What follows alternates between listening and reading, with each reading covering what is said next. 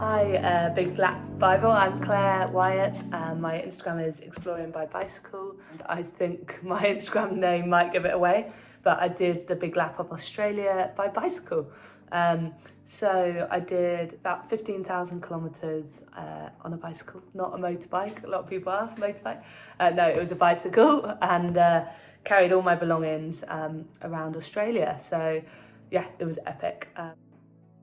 Right now I'm at home in England, so I've made it back.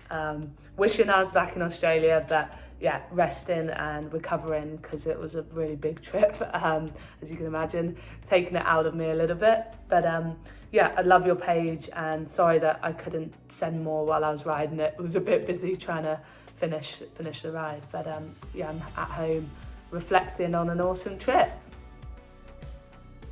I'm very lucky. I work online, so I basically am able to travel by bike. So I've done 8 countries by bicycle. I started off about 6 years ago in Cambodia. I used to live out in Cambodia. So I've done lots of Asia, Cambodia, Thailand, Vietnam, and I've also been lucky enough to go to Costa Rica, Nicaragua, done the UK, Ireland. So yeah, I love cycling round countries. That's the way I like to travel. And then Australia was I just thought, why not? Let's give Australia a go. It's huge. Yeah, so I do travel alone.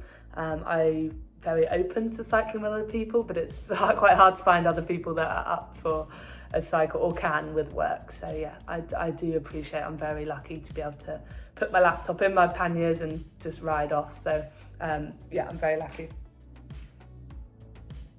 I was coming to Australia anyway. I had the visa from England over, and I was like, I'll bring my bike. I might just do a few little trips. It wasn't a big plan. And then I got to Australia and I was cycling around Tasmania, and I thought, you know what?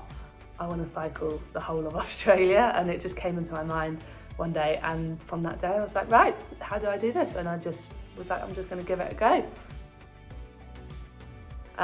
For me, it was all about kind of breaking it into sections and making it doable by saying, like, Melbourne to Sydney, the next 2 weeks is Melbourne to Sydney, have a few days off, next Sydney to Brisbane. So yeah, it was awesome, but I had to kind of not think about it as a whole trip, because I was like, I won't carry on if I know how much I've got left. So yeah, so I started in Tasmania, as I just mentioned, did about 600 kilometres in Tassie, and then I got the ferry with my bike over to Melbourne, and then did Melbourne up the east coast, all the way up to the Daintree, and then I went across to Darwin. So yeah, so really, really cool. And then Darwin down the middle to Uluru. I wanted to go across the top as well, but the Fitzroy crossing was closed. So I decided, right, I'll go straight down the middle of Australia, which was incredible.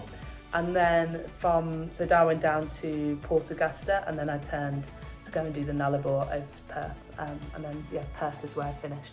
So it was epic. Generally with where I stay, like most of the time was camping. I did lots of free camping. Had some amazing scout groups let me in, Girl Guides, golf clubs. Yeah, random places just let me stay for free. But then in the outback, it was just pitch up your tent when you're finished, when you're tired. So there was a lot of just off the side of the road, wiki camps, and it says like gravel pit, I would just hide in there or anywhere really. Yeah, so that I felt really safe as a woman alone. Australia, really, everyone was so lovely. I didn't feel scared. So yeah, I liked all of it, but I also got hosted quite a fair bit. So there's an app for cyclists called Warm Showers, and it's all around the world, but Australia has lots. So I stayed with about 30 Warm Showers hosts in total. So that's really cool, because most of the time you get a bed, dinner, and just really good conversations with other cyclists. So it's like a free hosting site just for cyclists, so you have to be riding. My mum hosts cyclists here in England, so it's great. It's a really cool website. My setup is obviously not a van, it's a bicycle. So I have 2 big bags on the back, panniers they're called. They go either side of the wheel and on a rack, and then a big bag on top. So that's got my tent, my stove, clothes, my laptop, tools, food, yeah, so I have to carry quite a lot. My bike's pretty heavy. So yeah, you have to carry it all and be self-sufficient, which is great. I enjoy that. So the best camping spot I stayed at, I think, there's so many, like the Outback is just remarkable, like the stars in the Outback and just how alone you are. I love that. So I promise I'm not a loner. I love people as well, but being that alone in the Outback's pretty cool. Australia, so many. I really did love Tasmania. The nature out there, the wombats just chilling everywhere, and yeah, the sheer beauty of it out there is I love the mountains, and yeah, so Tassie's up there for me. The Northern Territory I loved as well. Litchfield National Park, had some great rides in there. Yeah, Uluru, all of it. I love it all. So yeah, that was quite a hard one. I enjoyed it all, but I know that the Outback was special for me. Potentially, I don't know, not really. South Australia and me didn't really get on because I had headwinds the whole time, so that was pretty brutal for me. I couldn't get anywhere. I was just being absolutely slammed by headwinds, so I don't think of South Australia very fondly, but not South Australia's fault, just the weather. I don't travel with a pet, sadly. Scary or funny time. For me, the road trains were pretty up there with being quite scary, but also a funny story is that I was camping at a pub.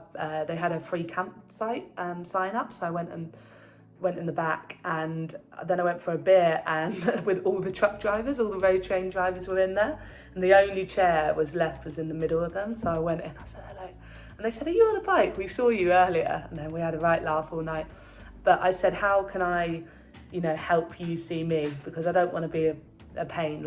And they said, "Just get a radio." So I ordered a radio, and then I could talk to them on Channel 40 while I was cycling. So that really helped, because I could say cyclists ahead, and they could tell me where they were. And yeah, so that was a really good exchange. I really enjoyed that. See my bike, can't do anything without my bike. My laptop, because I work online, so my boss was incredible and let me do this trip online. So while I worked online, so I would do 4 hours a day, mainly very early. I'd get up about 4, and then I'd work like 4:30 to 6:30 in the morning. Then I'd ride all day, maybe 150k, that was my average. And then I'd work 6 p.m. till 8 p.m. and then I'd fall asleep. So that's how I funded this trip. I couldn't have done the trip without working, so I had to have my laptop, which is probably the item I couldn't live without on that trip, which sounds really sad, because I couldn't have funded it any other way.